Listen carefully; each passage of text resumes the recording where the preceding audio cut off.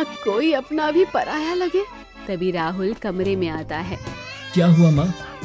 मुन्ना की तबीयत अब तक ठीक नहीं हुई क्या? उसकी हालत देखकर तो मेरा दिल बैठा जा रहा है। कुछ भी समझ में नहीं आ रहा कि क्या करूं। क्या पिताजी ने हकीम को बुलाने की बात मानी या फिर वही पुरानी कंजूसी? नहीं बेटा, तुम्हारे पिताजी तो आज वैसे ही हैं। हकीम का नाम सुनते ही उनका चेहरा लाल हो जाता है, और तो और जैसे किसी ने आग लगा दी हो।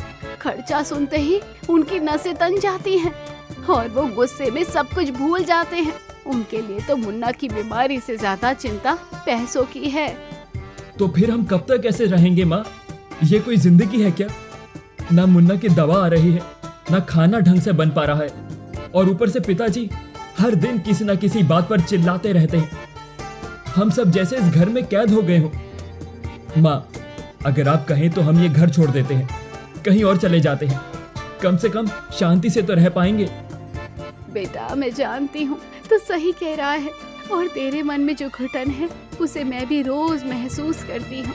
लेकिन ये दुनिया इतनी आसान नहीं है मुन्ना।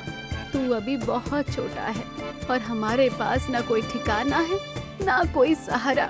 हम जाएंगे कहाँ और रहेंगे कैसे? तू तो फिर भी बाहर जाकर कुछ काम कर लेगा, लेकिन मैं मुन्ना को लेकर कहाँ भटकूं बेटा? लेकिन माँ, इस तरह तो हम रोज मर रहे हैं। ना कोई दवा, ना कोई चैन, और पिताजी तो मानते ही नहीं हैं। बेटा, बस थोड़ा और सह लेते हैं। शायद समय के साथ सब बदल जाए। शायद तुम्हारे पिताजी को एक दिन एहसास हो जाए कि घर पैसों से नहीं, प्यार से चलता है। हमें बस उसी उम्मीद पर जीना है, वरना तो हम कब के टूट चुके होते। माधवी अपने आंचल में बच्चे को थपथपाते हुए रोती रहती है। उसी समय एक वृद्ध ब्राह्मण जो उस गली से गुजर रहा होता है, वो माधवी की करुणा भरी बातें सुन लेता है। हे विधाता, क्या यही न्याय है? एक स्त्री जो सब कुछ सह रही है, जिसका पति धनवान होते हुए भी उसे सुख नहीं दे पा रहा। अब मुझे ही कुछ करना होगा। मैं इसे इस दर्द से निकालने का उपाय खोजूंगा। मैं इस सेठ के अभिमान को झुका कर ही रहूंगा। हाँ, उसे समझाना होगा कि धन से बड़ा धर्म होता है और पत्नी का दुख सबसे बड़ा पाप है। ब्राह्मण अगले दिन सेठ के घर आता है। जय श्री राम सेठ जी, मैंने रात एक सपना देखा और आपकी तिजोरी के बारे में कुछ विचित्र बातें जानी। मुझे लगा बिना मिले ये बात अधूरी रह जाएगी। मुझे आपके घर ही हवा में भारीपन महसूस हुआ और आपके कुल पर एक संकट मंडरा रहा है। क्या मैं भीतर आकर कुछ कह सकता हूँ? हाँ हाँ हाँ पंडित जी, जरूर आइए। ऐसी बातें तो अनसुनी नहीं की जा सकती। आइए बैठिए, बताइए क्या देखा आपने? सेठ जी, मेरे पास ऊपर वाले का दिया हुआ कुछ विशेष ज्ञान है।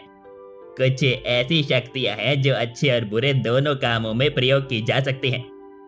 अगर मैं चाहूँ तो आपका धन कई गुना बढ़ा सकता हूँ। आपकी तिजोरी सोने से भर सकता हूँ। आपके घर में लक्ष्मी स्थायी निवास कर सकती है। क्या क्या क्या क्या क्या क्या बात कर रहे हो पंडित जी?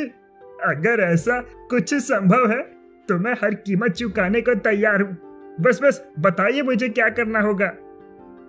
आपको एक विशेष पूजा करवानी होगी। उस पूजा के लिए कुछ दुर्लभ वस्तुएं और तैयारी चाहिए, जिसका खर्च 1 लाख रुपया है। अगर आप इसे दे दें तो मैं तुरंत काम शुरू कर दूं। 10 दिन के भीतर आप खुद देखेंगे धन कैसे बरसता है। 1 लाख? वो तो मैं अभी दे देता हूँ। बस पूजा ठीक से होनी चाहिए और जैसा आपने कहा, धन सच में बढ़ना चाहिए। सेठ तुरंत 1 लाख रुपए लाकर ब्राह्मण को दे देता है। फिर 10 दिन बीत जाते हैं। सेठ लालचंद बेचैन होकर ब्राह्मण के ठिकाने पर पहुंचता है। वो चारों ओर देखता है, लेकिन वहाँ ना ब्राह्मण है, ना कोई निशान। हाय राम, मुझे 1 लाख का चूना लगा के चला गया। कितनी आसानी से मेरा लालच पकड़ लिया इस पंडित ने। मैंने बिना सोचे समझे इतना बड़ा भरोसा कर लिया। अब क्या मुंह दिखाऊंगा? कुछ दिन बाद वही ब्राह्मण एक साधु का वेश धारण करके सेठ के द्वार पर आता है। उसका चेहरा अलग था, लेकिन आंखों में वही चमक है। सेठ उसे पहचान नहीं पाता। सेठ जी, आपके धन पर संकट आ चुका है। जो थोड़ी सी दौलत आपके पास बची है वो भी अब ज्यादा दिन टिकने वाली नहीं है। ये कोई सामान्य बात नहीं है, ये आत्माओं का प्रकोप है। कुछ अनजानी भटकती आत्माएं आपके धन पर अधिकार चाहती हैं। हे बाबा, आप कौन हैं और ये कैसी अनहोनी की बातें कर रहे हैं? मेरा धन तो अभी ठीक ठाक है। आप ऐसा क्यों कह रहे हैं? पुत्र, ये धन कुछ ही समय का मेहमान है। अगर तुमने मेरी बात न मानी तो ये भी तुम्हारे हाथों से रेत की तरह फिसल जाएगी। धन को बचाना है तो एक कठिन कार्य करना होगा। तुम्हें 5 लाख रुपए लेकर एक रात शमशान में रखने होंगे। वहीं उन आत्माओं की तृप्ति होगी जो तुम्हारे धन पर बैठेंगी। अगर तुमने ये नहीं किया तो सब कुछ छीन जाएगा। 5 लाख तो बहुत बड़ी रकम है, लेकिन अगर ये सच है कि मेरा बाकी धन भी चला जाएगा तो शायद ये देने में ही भलाई है। मैं इतना खतरा नहीं ले सकता। मैं शमशान जाकर ये रकम रख आता हूँ। रात को चुपचाप सेठ 5 लाख रुपए लेकर शमशान पहुंचता है। डरते डरते वो रकम एक चबूतरे पर रख देता है और कांपते हुए बोलता है, हे आत्माओं, जो भी तुम्हारी आवश्यकता हो, ये धन लेकर मेरी रक्षा करना। मेरे घर की बरकत बनी रहे, मेरी तिजोरी खाली ना रहे। वो डरते डरते वहां से लौट जाता है। दूर एक पेड़ के पीछे वही ब्राह्मण जो अब साधु के वेश में था, पैसों की गठरी उठाकर मुस्कुराते हुए अंधेरे में गायब हो जाता है। फिर से घर आता है। आप इतनी रात को कहाँ से आ रहे हो? कुछ नहीं, वो शमशान घाट गया था, वहाँ 5 लाख रुपए डालकर आया हूँ। नहीं तो मेरा सारा धन गायब हो जाता। आप क्या कह रहे हो जी? 5 लाख आप शमशान घाट में डाल दिए हैं? आपको किसी ने मूर्ख बनाया है। अरे भाग्यवान, तुम चुप हो जाओ। वैसे ही मेरा दिमाग खराब है और ऊपर से तुम मेरा दिमाग और खराब कर रही हो। चलो जाओ यहाँ से। इतना कहकर लालचंद सेठ माधवी को वहां से भगा देता है। फिर कुछ दिन बीत जाते हैं। फिर एक दिन सेठ लालचंद की दुकान पर एक दिन अचानक एक चमकीले कपड़े पहने जादूगर प्रवेश करता है। सेठ जी, मैं दूर देशों से आया एक साधारण जादूगर नहीं, बल्कि एक ऐसा व्यक्ति हूँ जिसे भूत, भविष्य और वर्तमान एक साथ दिखाई देता है। मुझे दिख रहा है कि 2 बार 2 चालाक लोग तुम्हें ठग चुके हैं और अब तीसरी बार भी तुम ठगे जाने वाले हो। हाँ। अगर तुमने मेरी बात पर ध्यान नहीं दिया तो वो तीसरा धोखा तुम्हारे जीवन का सबसे बड़ा पश्चाताप बन जाएगा। हे भगवान, आपने कैसे जाना ये बात को? सच में 2 बार मैं ठगा गया हूँ। एक बार पंडित बनकर आया और फिर साधु बनकर आया। अब अगर तीसरी बार ठग लिया गया तो मेरा नाम मिट्टी में मिल जाएगा। आप जरूर कोई सच्चे आदमी हैं। बताइए क्या करूं जिससे मैं इस बार बच जाऊं? अगर इस बार धोखे से बचना है, अगर अपने धन को सुरक्षित रखना है, तो सबसे पहले अपनी पत्नी और अपने बेटे की जिम्मेदारी उठानी होगी। जिस औरत ने जीवन भर तुम्हारा साथ निभाया और जो बच्चा दिन भर दूध के लिए तरसता रहा, उन्हें तुमने अपनी कंजूसी की जंजीरों में जकड़ा हुआ है।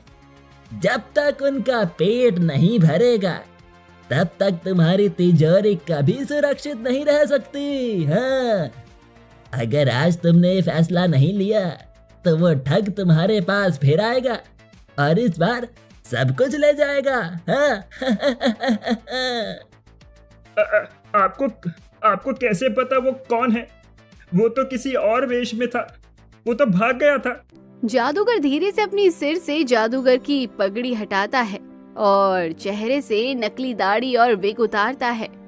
क्योंकि सेठ जी, मैं ही वो पंडित था जो तुम्हारे सपनों का डर दिखाकर 1 लाख रुपए ले गया, और मैं ही वो साधु था जिसने आत्माओं का डर दिखाकर शमशान में 5 लाख रुपए मंगवाए थे। और आज मैं ही वो जादूगर हूँ जो तुम्हारे सामने तुम्हारी असलियत लेकर खड़ा हूँ। क्योंकि तुम एक ऐसे व्यक्ति बन चुके थे जो अपने लालच में पत्नी के आंसू और बेटे की भूख भी नहीं देख पा रहे थे। हे राम, मुझसे बहुत बड़ी गलती हो गई। मैंने अपनी पत्नी की हर पुकार को अनसुना किया। मुन्ना के कमजोर शरीर को देखकर भी मैं आंखें बंद किए रहा। मैंने सच में जीवन का सबसे बड़ा पाप किया है, और इसीलिए आज मुझे मेरी ही गलती का आईना दिखाने कोई और नहीं, वो व्यक्ति आया जिसने 3 बार मुझे अलग अलग रूप में ठग कर मेरी सोच बदल दी।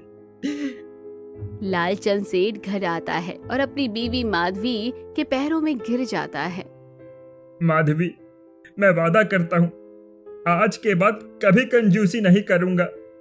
तेरे लिए हर जरूरत का सामान लाऊंगा, मुन्ना को दूध पिलाऊंगा, दवा दिलाऊंगा, खिलौने भी लेकर आऊंगा, राहुल के लिए नए कपड़े लाऊंगा। और अगर मैं फिर से कभी कंजूसी में पड़ गया तो वही बाबा मुझे फिर से आकर सबक भी सिखाएंगे। इससे अच्छा है मैं आज ही अपनी सोच को बदल लूं और एक अच्छा पति और पिता बनूं। बस अब यही बहुत है। आप सुधर गए, यही मेरे लिए सबसे बड़ी दौलत है। अब घर में तिजोरी नहीं बल्कि प्यार और अपनापन भरेगा। अब सेठ लालचंद रोज 1 लीटर दूध लाने लगा है। वो माधवी और बच्चों की जरूरतों का ध्यान रखने लगा है। और दूर खड़ा ब्राह्मण मुस्कुराता है।